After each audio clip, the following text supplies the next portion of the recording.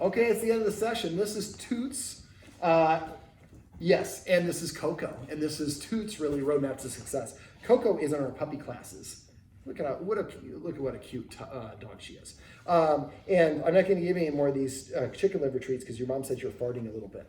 But this is Toots' Roadmap to Success. So basically, we started off by talking about exercise. A lot of dogs are under-exercised, and I think that's the case here. She pulls really on the leash quite a bit. So if you do want to take that loose leash walking class, please message Becca, email us back in the email. I'm going to send you a link to this video and the rest of them.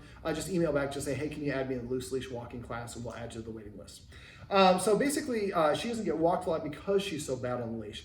A lot of people never think about that, but you can actually exercise your dog before the walk, and you'll produce a much more enjoyable walk if you burn off that top level of energy first. So we went over a couple of creative ways of exercise. One of them is what I call the doggy stairmaster. Go to the top of the stairs, and these should be checked with your vet first to make sure your vet signs off on them. And also with an empty stomach. Dogs have what's called a distended stomach. If you exercise a dog with food in their belly, it can actually cause their stomach to twist, and it can actually be fatal. So your dog should get exercise about 90 minutes or be fed about 90 minutes, or exercise should not happen until 90 minutes after they've eaten, or just feed them after.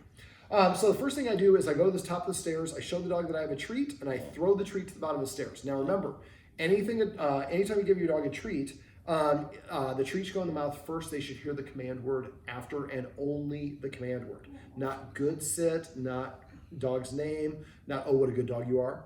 Just sit, crash, calm, down, whatever it is. Now, because dogs can read facial expressions, and they're the only animal on the planet besides humans, we like using fun command words. This is about 5 years, that's what all dog trainers are going to be doing. But right now, if you use some fun command words, that motivates your dogs for the rest of their life. Kids that like dogs are less likely to tease them, and we have young kids in the house. There's going to be a lot of kids coming by here. So it's a nice way if you come up with, when Harry Potter was a thing, we called dog bed Hogwarts, and kids would laugh. So if you can come up with some of these funny command words, and see you have 2 kids, you might want to have your kids for new commands, have each one of them come up with a command word and tell you at dinner, and then mom and dad make the final decision.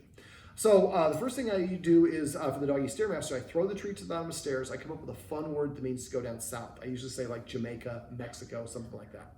Then I show the dog I have another treat. It comes to the top of the stairs, and I pop the treat in its mouth and say the word like Canada or North Pole. And then I keep on throwing these treats up and down they go, until eventually a dog's like, Toots is like, you're crazy. I've been down there 97 times. I'm not going down there anymore. Now we know her maximum number. Can you come all the way up here? I'll give you this treat if you come all the way up here. That's well, okay, that's better. So that's a little bit part of the way. Sometimes you have to breadcrumb your dog through the activity, so rewarding small parts of steps is a very important part of dog training. All right, so come up with the fun command words for up and down, throw those treats up and down, and find out what the dog's maximum number is. You want to exercise her 50 to 75% of that maximum number multiple times a day. I've had several clients tell me that the doggy stairmaster is a game changer. And I think in your case, it will be as well. So make sure that you're doing that. Ideally, you want to exercise dogs about every 2 to 4 hours. And I think if you get in the habit of exercising every 2 hours, or like she likes to bark at dogs that come and people that come by the door. Well, if you know, like from 2:15 to 3 o'clock, you're going to have a whole bunch of kids walking by.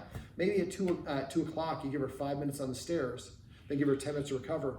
Then when the kids are coming, she's already pooped out. We've depleted that top level of energy. So the doggy stairmaster is one. Another one that we have one of the kids came with their friend. That's all right, this is just for you. Whatever, this is low production value, it's just for you. So another one that we can do is feeding out of a snuffle mat. We can also feed out of an omega treat ball. Remember, when the dog has to work for its food, it boosts its self-esteem and confidence. They have to use their nose to find it, which actually is draining physically. So you can actually use feeding as a way of exercising your dog, as weird as that sounds. It also is very stimulating, and it's very relaxing for them to use their nose. So those are really, you get several benefits that all happen with just feeding out of a snuffle mat or an omega paw treat ball. But there's a whole bunch of other toys that you get. They're called treat dispensing toys. Some of them are easier than others, but the idea is to come up with some so you can feed your dog out of these different toys and help deplete some energy and have some of those other nice fun things happen. Okay, so let me see. Oh, I just saw like some red light. Oh, you have a timed, it's Christmas time. There's a Christmas light that just came on. I'm seeing reflections in the wall. Okay, so another way you can do is scent games, just hiding treats. Just Google scent, SCENT games, and there's a bunch of those that you can use. Sometimes just hiding things around the house, the dog has to find them, or finding treats left around the corner or whatever it is. But those are great ways to burn some excess energy. Let me see. Another thing you can do is get an eye fetch. Be a great Christmas present. You get them on there was on Shark Tank. They have an indoor version. They have one that's for little dogs, and they have one for bigger dogs. I'd probably get the bigger dog one because she's the one that needs it more, and the small dog can use it. You could put the eye fetch right up here, kind of tucked in that corner, kind of behind, so it's out of your way, and angle it so it shoots it down the stairs. And the way I do that is I hold the treat over the hole in the eye fetch. When the dog brings the ball back, I hold it here, and then it drops it, and it falls in there. Then I put the treat in their mouth and assign the command word of whatever the command word you want to use. Exercise, jazzercise, gym, workout, fetch. I wouldn't say fetch. Come up with a funny word for that one as well. And so this way, if she's being boisterous, you can say fetch or whatever the command word is, and she goes over and plays fetch with herself. And that's a nice way to burn off that excess energy. You can also play fetch through your deck, throwing the ball down there. It's the same version, it's outside. But the more when your dog is naughty, I want you to interpret that. How long has it been since I've exercised the dog? If it's been longer than an hour, the dog needs some exercise. So take the dog outside and play fetch or whatever it is, and then give the dog at least that 10 minutes to recover. If she needs that 10 minutes to recover. If you exercise her when she doesn't have, and don't give her that 10-minute recovery period, she'll probably be in a worse state. Now, I also have two firm rules when we have kids. If the dog is in the kennel or on the dog bed, the kids are not allowed to interact with the dog. That's the dog's bedroom, for lack of a better word. And dogs have a fight or flight response. And so if the dog does move away, doesn't want to engage with the kids, moves to the dog bed and knows I'm safe here, they don't have to nip. But if you don't give them a reprieve, I've had a lot of clients with dogs that have no bite history that eventually bite the children because there's a kid that comes over to visit and he's just not listening, that finally the dog bites. And once you open that Pandora's box, that's really hard to undo. Speaking of which, I noticed that she's a little bit more sensitive. So when you reach, I'd like you to have everybody, when they come over to pet her, just have people reach for her. If this is her nose, reach 90% of the way and stop. If she turns her head to the side or lowers it or backs away, she's saying, I don't want you to pet me. And if we pet her anyways, eventually one day she might have a bad day and snip or nip at somebody or growl or bark at them and they back away. Then she thinks, ooh, this is how I get people to leave me alone. And also another Pandora's box you don't want to open. So if people reach for her 90% of the way and she turns her head to the side and they stop, that makes her feel more confident with that person. And the more that happens, the more that she's going to feel confident engaging with them. And eventually you go like this and she'll do this. She'll take the last 10%, then you can pet. But if you're ever petting her, she shies away, stop petting her. The guardian mentioned that she noticed that had happened at times. Remember, anything your dog is doing when you pet it is what you're amplifying or rewarding. This includes unbalanced states of mind. So I'm going to do it right here. Come. This is passive training, which we're going to talk about in a minute. If you pet a fearful dog, you make more fearful. You can lay your hand on her. They do associate that with touch, with affection and love. But as soon as you start petting her, you'll amplify whatever she's in, including fear, stress, anxiety. Excitement is a very common one. So when you come home, I would make sure that everybody comes home, they ignore her. The kids do a really good job of doing this. So they ignore her. As soon as she starts getting excited, she calms down, you start reaching for her, she starts wiggling, pull your arm back, and go back to doing what you're doing. You might have to start and stop 5 times, 15 times, whatever, but you're teaching the dog through operant conditioning. When you're calm, you're very attractive to me, I want to pet you. When you're excited, you're invisible. I'm not going to punish you because dogs don't really learn from punishment. All it really is going to do is break your dog's trust and cause them to cower and fear a little bit. We don't like to do that. And since she's a sensitive dog, we might need to give her a lower verbal reprimand than we might have to do for Coco. So remember, if you see her kind of overly reacting, she's saying it's too much for me. So next time, try to not use quite as much.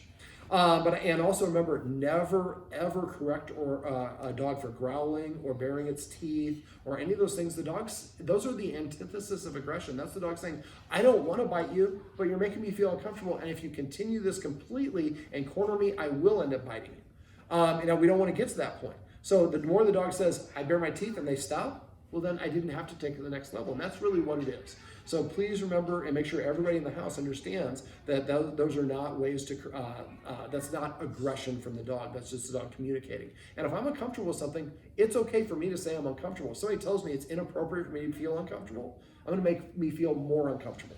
And you have a dog with excited and submissive urination, it's all about building up their confidence and not doing anything that pulls their confidence down.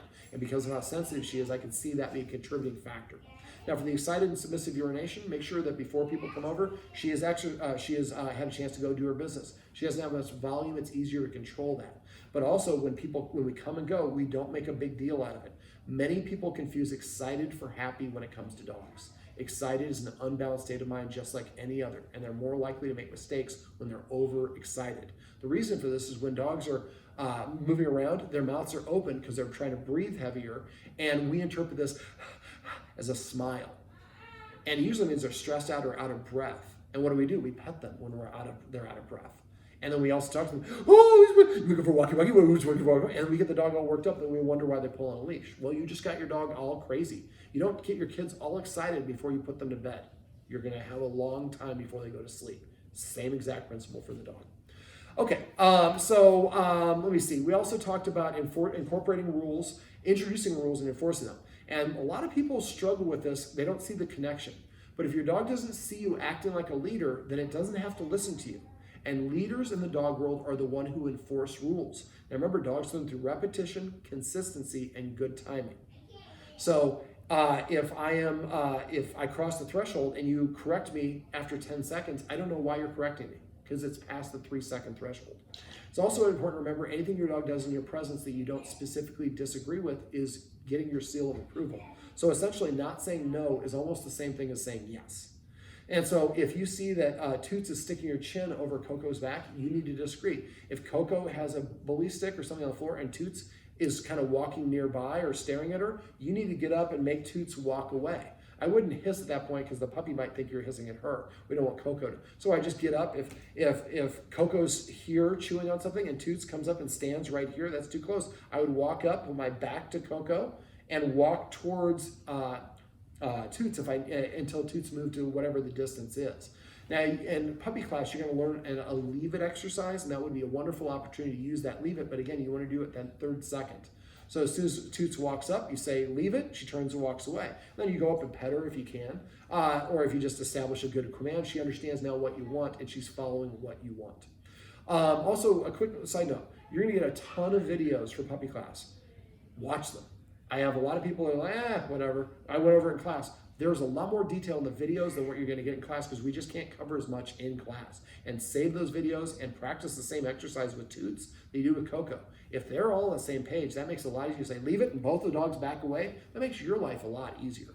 So I would what I would recommend is trying to sit down with the kids and have the kids watch the video and then sit down and make it kind of a family bonding thing. Kids that are engaging with the dogs are less likely to tease them. I don't think these kids are. They're very well behaved, but their friends might come over and feel the same way. We want the dogs to feel very comfortable with kids. They both seem to be the case. But the more that the kids are involved in teaching them, the more they feel a boost of self-esteem and confidence that are associated with the kids. And they're more likely to listen to the kids and respect the kids. All right. Let me see, what else? So we talked about rules. First rule I usually suggest is the one everybody hates the most, not allowing their dogs in the furniture. Remember, for Coco, you got her as a lap dog, but you're going to have her for 15 to 20 years. That's a lot of lap time. We're just talking about a short period of time. Right now, mom is being a mom. In about 20 years, she'll start to be able to have a friendly relationship with her kids, but not close until they're about 25 or 30 or whatever the age is. For me, I'm almost 50, and still my parents wait for me to get that mature. But the idea is you can't be the mom hat and the authority figure hat at the same time. And if you have to choose between, you have to choose that authority hat. For the dogs, we want them to establish themselves. And you think about it the same way with your kids. You don't say, okay, here's access to everything. You have to stay in this room. Okay, you stay up in this floor. And they have to stay in the house. Or in the backyard only, or front yard, but you can't leave the yard. Okay, now you can go across the street. And if one of your neighbors said, you know, your daughter ran right in front of my car, I almost hit her. Well, now you're not allowed to go out of the yard anymore. You lose privileges based on poor performance or not poor behavior, but showing that you're not ready for that. So the more that the dogs see you acting like leader by enforcing these rules, and you're gradually rationing out more and more access. This is a privileged position. Dogs are allowed to be on the furniture as the higher they sit, the more rank or social status. So one of the ones that most people push back the most is not letting us on the furniture, but it's super duper helpful. And you can always later on in a year, they're really well behaved, then they can get those furniture privileges. What I usually recommend is for 90 days, no furniture. And get those X mats that we talked about, put them on the place. After 90 days, they get out of a habit of trying to do that. Then they're less likely to do that. And then you can start removing the X mats, and then they don't want to try to come up. And then once you're done with that, if you would like to invite the dog up, remember, rewarding a dog by breaking a rule is very confusing. I'm going to say it again. Frustrating a dog happens very quickly by breaking your rule to reward them. If you want to reward them, pet their belly, play fetch, whatever it is you want to do. Don't break a rule to reward them, because it makes them want to do that same thing over and over again. You're like, I was super nice. Why do you keep on pushing? Because you gave me the opportunity to do it. I have the bite of the apple. I want the whole thing now. So it's going to be a little bit of a challenge for about a week or two, because these dogs are used to getting on the furniture. But after that, they'll get out of a habit of doing it. And you can put a dog bed. I would actually probably put it right here. Underneath your TV is a great place to put it as well. There's some wires and stuff there. But the idea is to have them a dog bed in the area that they want to use. And if they won't use the dog bed, ask your public class instructor. She can show you how to teach that really easily. All right, so get the X mats, and don't start enforcing the rule until you have the X mats, but make it zero tolerance at that point. And then after that, with an invitation only for good behavior. Other rules, we have a dog door. Let me go through the dog door thing. So we want to create an out command. Go to the door with Coco, have 5 treats. Open the door, throw the treat out, so it's about 2 or 3 feet out. When she runs out and licks it up, say the word yard or outside or whatever the word is you want to use. Let her come back in, do it again. Do it 5 treats in a row. Then, while she's still inside, drop like 3 or 4 treats outside and close the door real quick. And the door is right next to the dog door. She's going to whimper and whine and want to try to go there. Don't help her. Don't say anything. She knows how to get them. And try not to do this out without toots there. Eventually, she'll jump through the dog door when she licks them up, then say outside when she goes through them. And at that point, you can open the dog door and throw it through there. You might have to go back and forth, and that's fine. But that's an easy way to get her to go outside. Now, remember, for potty training, and I know this is for Toots, but I'll go through this for Coco as well. So when you go to when she goes outside, don't tell her to go potty. Wait. As soon as she starts to pee or poop, say business or whatever your word is, one time in a normal tone of voice. When she gets done, crouch down, she'll run over to you, pop that treat in her mouth and say the word business or whatever the word is a second time. So after a while, you can say business, and she goes, then you know that, yes, she's got to go outside. Let me see. I lost my train of thought. I was going to say something else, and it'll come back to me. All right, so other rules, if the dog door's not there, or for other doors like the front door, sit before I open the door. Go to the door, tell the dog to sit one time. If it doesn't sit, walk away, sit down somewhere nearby, wait for 1 minute, then go back to the door and command the dog after 1 minute and command the dog again. If it doesn't sit within 3 seconds this time, I walk away for 2 minutes. Next time I walk away and sit down for 4 minutes, and for 8 minutes. Make sure you're seated each time. And eventually the dog will just go sit at the door as its way of saying, I'd like to go outside. I remembered what I forgot earlier. So I always say it twice. Sit during what I call the command stage. When the dog sits, I pet it again and say the same command during the reward stage. The guardian here asked me when was the appropriate time to say good dog. I really recommend not saying good dog. I would rather say what the dog is doing. That helps them put it in context and makes it more, they can learn up to 83% faster if you say the command word on the second stage, on the reward stage. Toots, I'll show you right here. Sit, sit. So I told her what to do, and when I paid her for doing what I wanted, I labeled or marked it and said the word a second time. That helps her understand and make that connection. Most dogs actually learn through this. They don't actually know what the command word is because we talk too much. So say just the command word, they hear the first word you say. Okay, other rules, she shouldn't be allowed to be within 7 feet of humans who are eating. I would put that painter's tape around. We have a young child who has her own little table. I would put the painter's tape, make a box around there, and have her practice eating her snacks there. And the dog's not allowed to go in there. Now remember, you can teach the out command for that first. When she's not there and she's at school, go into the box, the dog comes with you, throw the treat outside, dog runs out and say out, throw it this way, out. So out can mean whatever direction I'm pointing at. So now we're teaching the dog to want to go out, and after a while you say out, the dog goes out, and then you give them the treat after they did it. And that's an important transition, not only for this, but for other things. So when you're teaching your dog, at first we say it, we throw the treat to lure the dog, but eventually when the dog does the behavior, then we're going to reward them for doing that.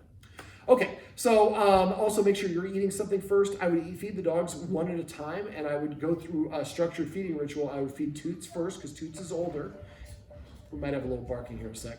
And then Coco's going to eat after. When Toots is eating, Coco's not allowed to be within 7 feet of her. When she's done eating, she has to leave the area. Then Coco gets to eat. And when Coco's eating, Toots is not allowed to be around. So that way the dogs see the humans acting like leaders and enforcing them, and enforcing a boundary. And it helps you act like a leader, at least from the dog's perspective, and they have more respect for you. Okay, so those are examples of rules, but look for other opportunities, making dogs sit before you put the collar on, sit before you put the food down, things along those lines. We also talked about structure. Petting with a purpose, actually I should say Taylor talked about structure. So remember, for petting with a purpose is if you want to pet the dog or the dog is nudging or pawing you to ask for attention, you tell the dog to do something else. Tell the dog to sit. When the dog sits, or I should say if the dog sits, you pet under the chin. You pet your dog anywhere you want, just don't reach over the head because that creates that down nose. So if the dog sits, you pet under the chin, say sit once, and you pet as much or as little as you want. If the dog did not sit, show the dog, I got other things to do. If you do what I want, you get a reward. If you do anything else, nothing happens. It doesn't take the dog long before it's like, well, I'll do what you want because I want the reward.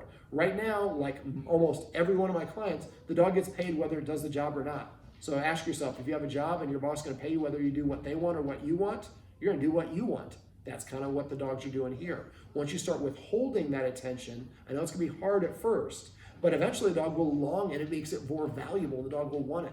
So if the dog comes up and nudges and tells you what to do, nothing happens other than you give it a counter order to tell it to sit. If it sits, you pet it under its chin, say sit once, and pet it as much as little as you want. If not, don't. Use the watchword paycheck. So if you come in and see somebody's petting the dog without a purpose, and that's really what it is, you're petting the dog for a reason. If the dog, if somebody comes in, I'm petting Toots, and Toots is standing up, the person says to me, paycheck, I would stop petting even if I did it right and say sit. If she sits, pet her on the chin and say sit, and say, tell the person, I asked her to sit, you just missed it. But thanks for reminding me, because I do forget to pet with a purpose. Remember, it is not a gotcha, it's just a gentle reminder. So that's petting with a purpose. If you want to pet the dog, or the dog wants you to pet, or dog is demanding attention, then you make it do something else and you reward it for doing those things. After a while, the dog will start sitting in front of you to prepay for that attention. And you bet your butt, you better start rewarding the dog when it does that. Otherwise, it'll go back to nudging you and pawing you. All right, the other side of it, what I talked about earlier, is passive training. Passive training is waiting for the dog to organically offer you the behavior that you want. So every time that Toots comes to you, pet her and say come. Every time she sits, pet her and say sit. Every time she lays down, pet her and say crash or chill or whatever the word is. She goes to the dog bed, come up with a name for the dog bed. Call it Boji or Okoboji or Hawaii or beach or whatever you want to say. Call the dog, think of the dog, kennel word for, I'm sure that there's a funny command word for the dog kennel, but Palace Mansion. Whatever it is, coming up with these fun command words can really help. So for passive training, we're just waiting for the dog to organically offer the behavior and rewarding and marking it within that 3-second window. So we have a watchword for this as well. We call it celebrate, because that's what we're doing, is we're celebrating the things the dog does that we like. So when the dog does the things we want, we pay attention to them, we give them attention, and that motivates the dog to want to do that in the future. And again, that's kind of that prepaying. The dog will start sitting and asking for attention, or resitting, as Taylor's dogs likes to do. So, and those are very, very powerful if you get in the habit of doing it. It'll take you about 3 months to get in the habit of it, but if you do, every time you pet your dog, it boosts its respect for you. It boosts its confidence, and it helps it practice the things you want, and makes it more likely to sit or lay down. Now the videos, we have the 2 videos, the one about the door, about keeping the dog calm when they come in, and then what was the second one we did? The cheese command. Practice that cheese command, and you'll have a dog that will sit there, and you'll have the most amazing dog pictures you've ever seen. Let me see. I'm trying to think. We went over the escalating consequences. You use those to enforce the invisible boundary to keep the dogs outside the kitchen or around the kids' area. But remember, look for opportunities to break it down in an easy version of this activity. Break it down in individual steps. Help the dog practice step number 1 over and over until it's doing it automatically. Then go to step 2. Once you do all the individual steps, come back and do them all together, and then make it more and more difficult till you get back to the real world situation. All right, Toots, Coco, Toots. I think Toots went outside. Coco, Coco, puppy, puppy, puppy. Well, this is Toots.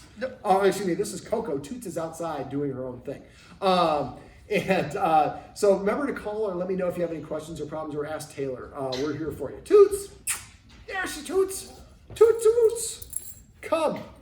Well, this is Toots, and this is Coco, and this is the roadmap to success. Remember, everything you do trains your dog. Only sometimes you meet it.